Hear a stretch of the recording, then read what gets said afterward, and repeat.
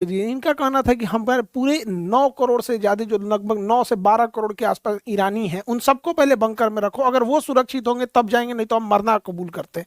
तो ये दो नेता हैं जिन्होंने यहाँ पे, हालांकि इन लोगों ने भी अमेरिका के सामने नहीं झुके थे, सबका हाल वही कर दिया। अमेरिका, हम कुछ नहीं कर सकते, शक्तिशाली के आगे सबको झुकना पड़ता है। अमेरिका ने मानवता की सारी हद पार कर दिया। उसने कहा ईरान में महिलाओं की सुरक्षा जरूरी है, महिलाओं के लिए स्वतंत्रता जरूरी है, और गर्ल्स स्कूल के ऊपर बम मार दिया।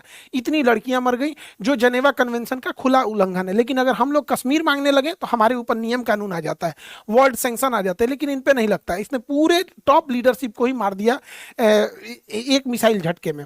और सबसे टाइमिंग का गड़बड़ी क्या है, अगर ये हमला 2 महीना पहले होता तो ईरान की जनता सड़कों पे थी अपने ही सरकार के खिलाफ, लेकिन ईरान ने उस समय विद्रोह को दबा दिया था। अभी क्या है कि रमजान का महीना है और इस समय एक धार्मिक लीडर को मारना, जिनका भारत से बड़ा अच्छा संबंध है, नरेंद्र मोदी गए हुए थे।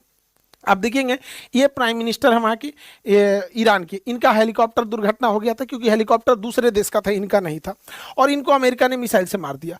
ईरान की एक परंपरा है, कोई भी देश जाता है वो प्रधानमंत्री से मिलता है, उनके जो सुप्रीम लीडर है उनसे नहीं मिलता है। ये सुप्रीम लीडर उन्हीं से मिलते हैं जिनसे देश का अच्छा संबंध होता है। हमारा ईरान से अच्छा संबंध था, हमारा अमेरिका से भी अच्छा संबंध है, इसराइल से भी है यहाँ पे। तो इनका हेलीकॉप्टर अपना नहीं था तो क्रैश कर गया। हालांकि हमारे प्रधानमंत्री को भी सब चीज़ों पर ध्यान देना पड़ेगा। हमारे यहाँ पे भी हेलीकॉप्टर और जहाज अमेरिका का ही, इसलिए ज्यादा हम अमेरिका से कड़बड़ कड़बड़ करेंगे ना, कुछ इधर उधर कर देगा वहां पे, इसलिए उसका कोई भरोसा नहीं। तो रमजान के महीने में खमैनी साहब की हत्या वैसे ही है जैसे क्रिसमस के टाइम पे कोई पोप की हत्या कर दे। तो एक धार्मिक जो होता है चीजों का, वो एक अलग लेवल चला गया है। अब यहाँ पे ना दोनों लड़ रहे हैं सब। अब ईरान को दिख रहा है कि भाई इसराइल एंटीसेप्टर मिसाइलें रखा है, वहां पहुंचना थोड़ा मुश्किल है, अमेरिका पहुंचना और मुश्किल है। तो ईरान ने क्या किया, अगल बगल के जितने पड़ोसी देश थे जो अमेरिका और इसराइल का साथ देते थे, उन पे अंधाधुन मारना चालू किया।